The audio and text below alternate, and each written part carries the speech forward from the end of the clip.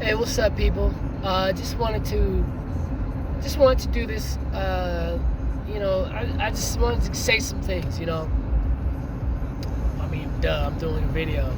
Obviously, I want to say some things. But I just wanted to talk about. I wanted to talk about white people on this video because I have a lot of white people in my life. And there's some things that I've noticed my whole life, but especially as I became a man, and after 25, when my friend we was talking to my friend last night. He talked about when you don't fully develop your brain. Oh, bird, almost hit a bird.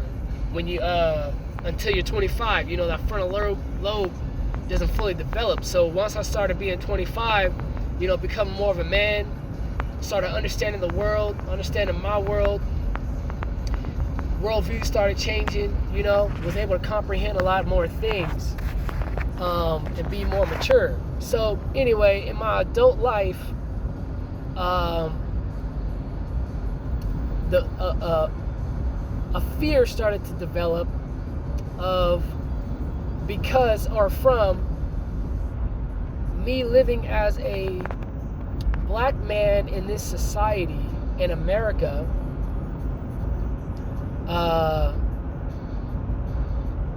is a lot different than if I was living as a white man in this society in America. And so I started noticing the difference, Well, I actually knew the difference my whole life, but it started affecting me different when I became a man. I'll say it like that. Real quick, my dad, who is in heaven right now, he actually moved away from the black community. This is what he told me. He moved away from black people because he was tired of living with black people. And so he moved to, white communities and white neighborhoods, So it was very funny. My dad was not scared to say whatever he thought at any time to anybody. Like, this guy was, man, I missed that man. But anyway, so I get a lot of that fire from him and my family. And obviously the Spirit, the Most High. So,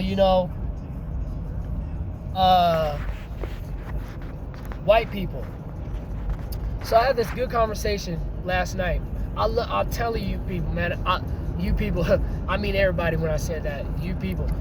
I have very, very good conversations with white Republican, pro-Trump, the whitest of white people all the time.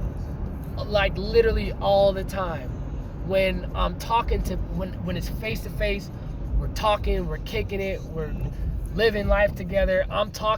We all talking about each other's opinions about stuff, and it never turns into what a social media, constructed type environment where you can just cut somebody off, you can just say shut up, you can start slandering somebody. It never turns into that in real life.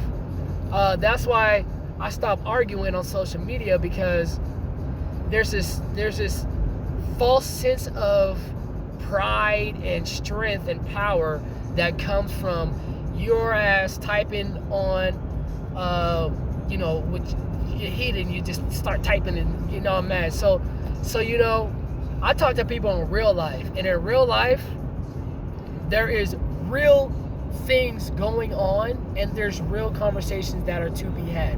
Now, white people. What you guys need to understand is that you don't have the superior thinking and reasoning than black people do. And what I mean by that is, you guys don't understand that you've been conditioned and you've been in a world that has been built all around you and has not been built by you. I was very careful when I said that. I said that on purpose, because this America was built on slavery. Who were the slaves? Black people. Who were the inventors? Black people. All these inventions and everything. So that's a side note.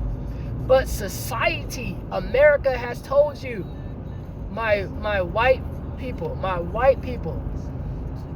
friends, family that I have, America has told you that, everything was you.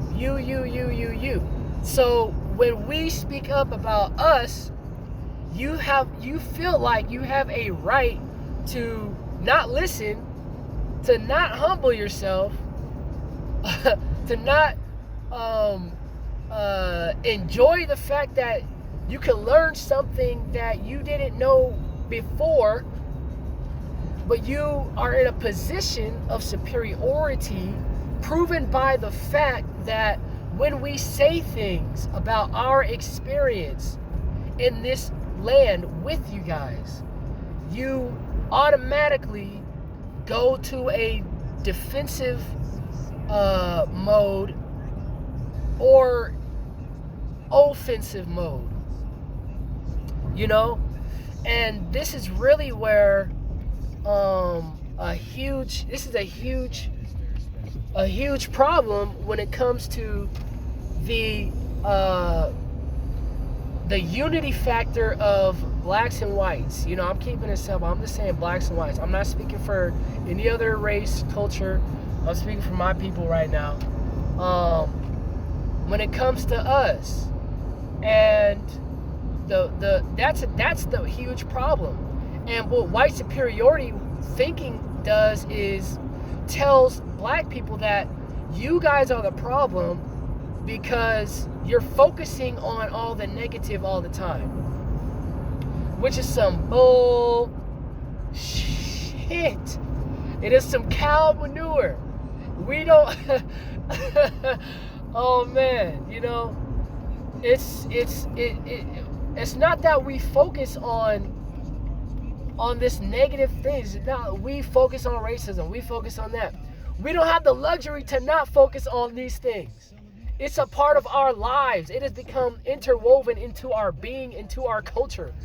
And so it hasn't, you guys haven't been affected by the things we've been affected with. I read this post that was talking about,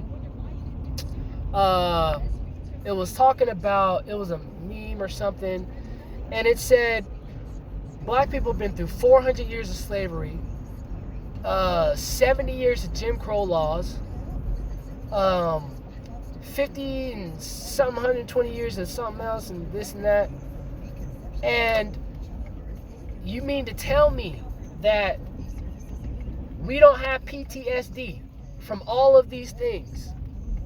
In my grandmother's generation, slavery was still going on, y'all. In my grandmother's generation, white people, you don't know that for the most part. If you've been West Coast, East Coast, you don't know that.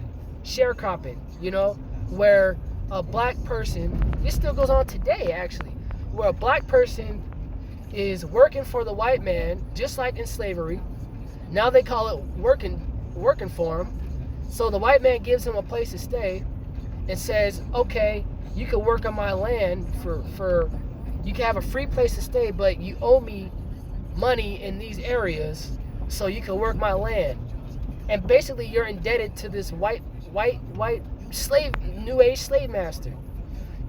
So there's things that are going on still with my people that you need to be open and receptive to listening to, and not being offended and putting a tag on our people that we just don't got it together. If we just focus on the right things, if we just keep on praying, if we just shut up and pick ourselves up, by the bootstraps and work hard. No, man, that I just don't care anymore. I don't care, because the things that give me confidence now are, I talk to real people. I talk to people every day. And I don't care that people are offended. I really don't care, man. You can be offended all you want. The truth is the truth. And I hate when people act all nice and loving, but they don't want to actually get to know you. They don't want to talk to you. They don't want to you know, engage in healthy conversations to bridge any gaps. But at the same time, white people feel like, well, we're not racist. Maybe you're racist, black people, because you guys keep saying black and white and all this stuff. No, we keep getting treated like we're black. That's why we keep talking about black and white. So there is still a problem here in America and in the UK, in South Africa, in Australia, in Switzerland, in all these countries that are white dominated. There's still a problem, there's still an issue, and the issue is black when it comes to white people on every level. I don't mean just white people who can do harm to black people.